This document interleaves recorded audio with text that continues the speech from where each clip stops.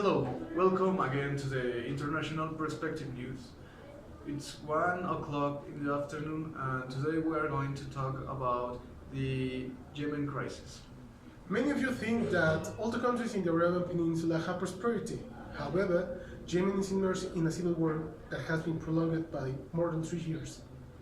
Yemen has been constantly divided into the northern and the south region. We have two great powers of the Muslim world supporting the two different sides of this conflict. In one hand, we have the Yemeni government supported by Arabia Saudi and the allied countries, including the United States. On the other, we have the Revolutionary Committee supported by the Republic Islamic of Iran.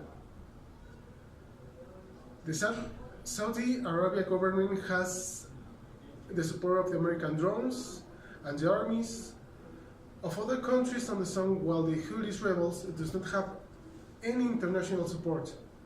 As we can observe, this is in fact an asymmetric conflict, even though the rebel army is resisting in a war of attrition. This is not the first time Yemen is in a civil war. In fact, it's actually the third one in only 25 years. We talk about a country completely divided by ideologies, as well as by religion branches. Until the 90s, Yemen was split into halves. In one hand, South Yemen, which had a communist government, and in the other hand, Northern Yemen, which was allied to Saudi Arabia. In the 90s, these two halves were reunified after a lot of political confrontation. Ali Abdullah was overtaken and the president of the north part of Yemen, Ali Muhammad Saleh, took the power of the whole country from the city of Sana'a. As a matter of fact, Saleh was one of those politicians who considered that human rights and democracy are something optional and not necessary for the construction of the state. 4 years later, the certain communist rebels raised against this government, the government of Saleh. But in this case, the war just lasts a few months and end up with the pro-Saleh government supported by Saudi Arabia. Later in the year 2004, the Houthis came back to have an uprising against the established government. This time the group was conformed by rebels of the Shia Islamic branch. Once again, the government of Saleh managed to repress this attempt of revolution, but the thing does not end here. On the year of 2011, with the Arab Spring, a group of social movement for civil rights in the Middle East, good part of the citizens lifted up against the President Saleh, who decided to leave the power on the hands of his Prime Minister Hadi Rabu. The Houthis re-emerged with much more popular support, enough to take the power in the year 2014, and you will wonder what President Hadi does in these circumstances.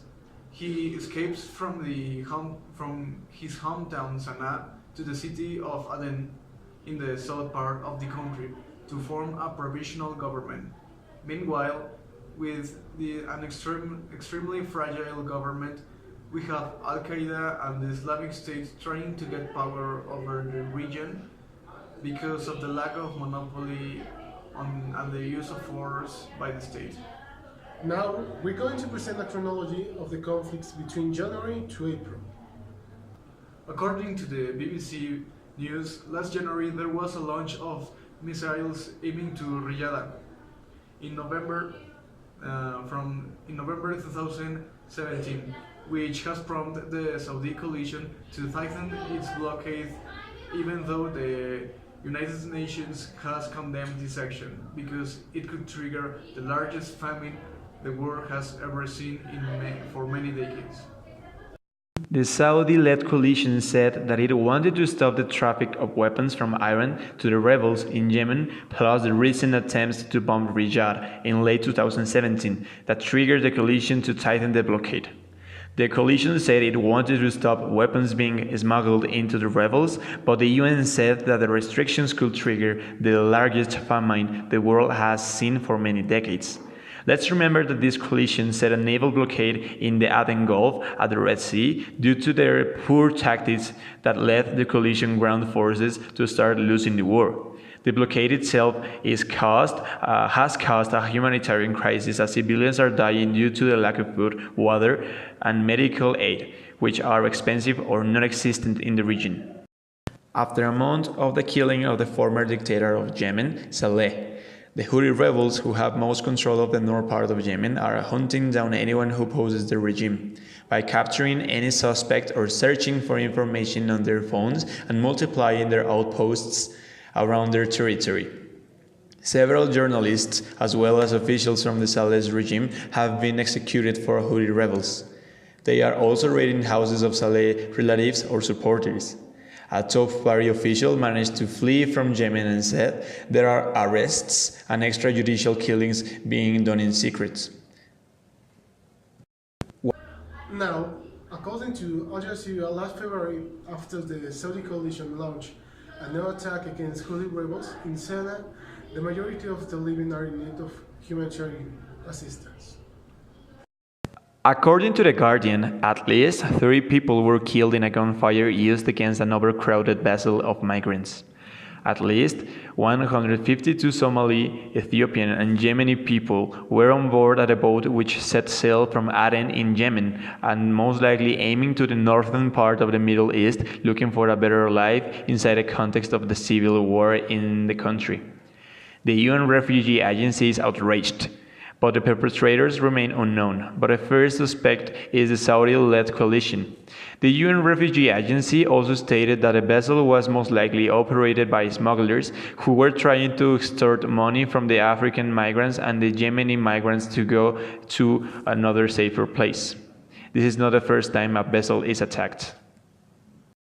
According to the Washington Post, the fights in the southern Yemeni city of Aden have revealed a historical grievance that could obstacle the negotiations to set and end the war, because of exposed fragility on the alliance and the diverging ideas of Saudi Arabia and the United Arab Emirates.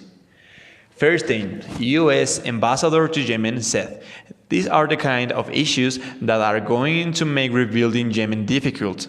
In the immediate term, it complicates efforts to revive the political process."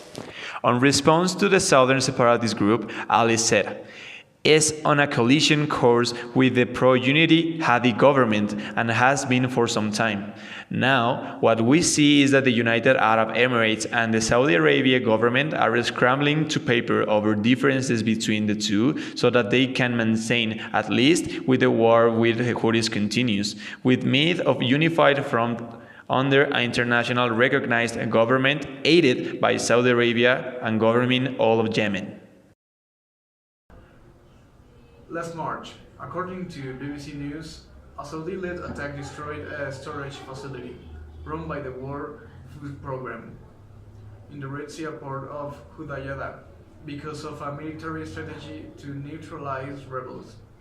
4 warehouses holding 50 tons of food were said to have been destroyed. They also contained fuel and mattresses for displaced people. United Nations has referred to the conflict in Yemen as the world's most humanitarian crisis, with more than 20 million people in need of humanitarian assistance. BBC also reported that the Saudi forces had shot down 7 missiles launched into its territory by Houthi rebels in Yemen aiming to destroy Riyadh's airport. Upon this attack, the Saudi-led coalition accused Iran of supplying the rebels with weapons. Iran denied its responsibility and declared that the launches were an independent action. The Saudi-led coalition spokesman Turki al-Malki said that this aggressive and hostile action by the Iran-backed Houthi group proves that the Iranian regime continues to support the armed group with military capabilities.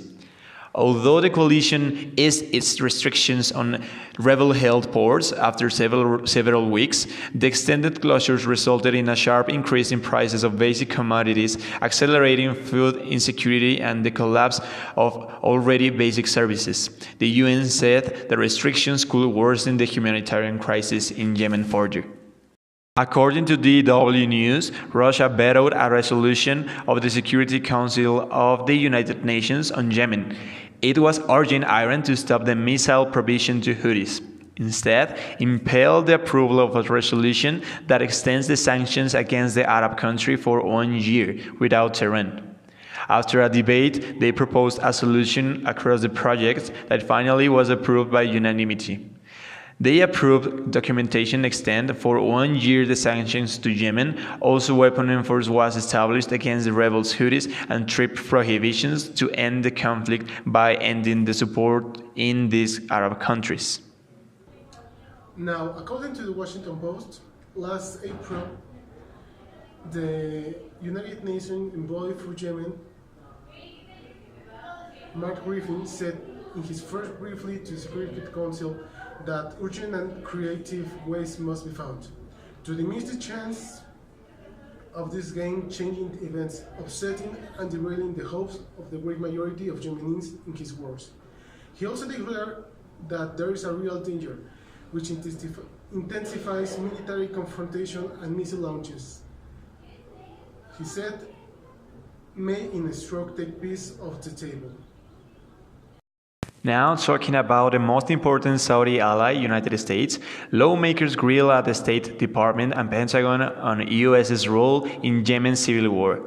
Trump administration officials face tough questions from lawmakers over U.S. military support for Persian Gulf nations involved in Yemen, as congressional pressure grows to reconsider the American role in a conflict that has killed thousands of civilians and spawned the world's worst humanitarian crisis. The United States has characterized Yemen as the world's most dire humanitarian crisis, with millions of people in need of nutrition and millions more suffering from disease, including a major cholera outbreak. Aid agencies say that both the Houthi forces and the Saudi-led coalition are to blame for the suffering.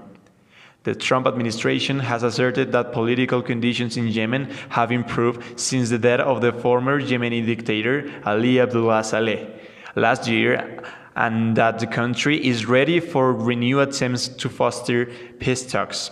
But lawmakers appear skeptical and aim to end its military support.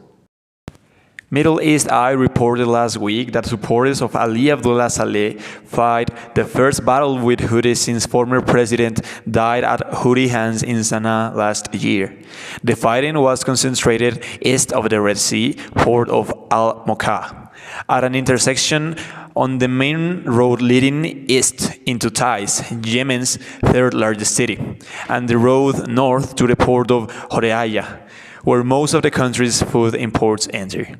As a final count, this conflict that has already killed more than 10,000 people forced 3 million people from their homes to move otherwise.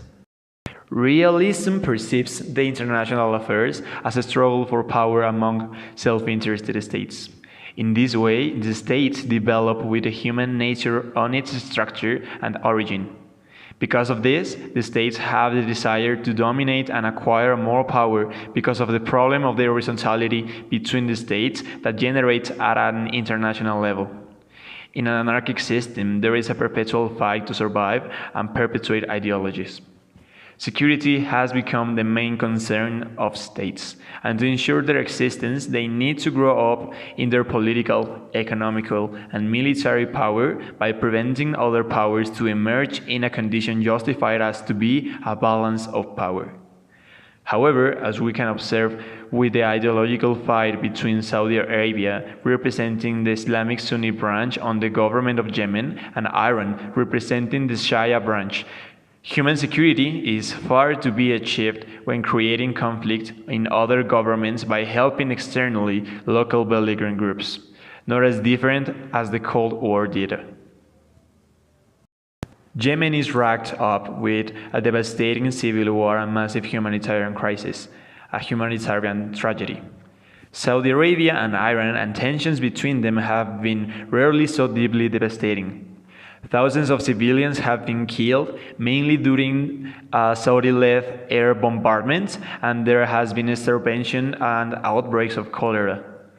The Houthi, the Shia rebels, are backed up by Iran, have taken much of the northern part of Yemen and the capital Sana'a, and are battling government forces. The government forces, on the other hand, are backed up by the Saudi-led coalition, which is supplied by British armed companies and advised on targeting by the US military. The Saudi coalition formed a group of anti-Houthi Sunni groups in Yemen and provided them with money and weapons. Ali Abdullah Saleh said that running Yemen was like dancing on the head of snakes. He managed to do so for more than 3 decades, but in the end, he ran out of luck. And by luck, we mean, obviously, in external intervention. Freedom, development, or even health is far to be achieved in such an oppressing context. After all we observed that in this region an international conflict has occurred, something similar as only the Cold War could relate, a fight between Saudi Arabia against Iran, trying to reach the hegemony of the region, has led Yemen to a proxy war in his territory and creating a deep humanitarian crisis.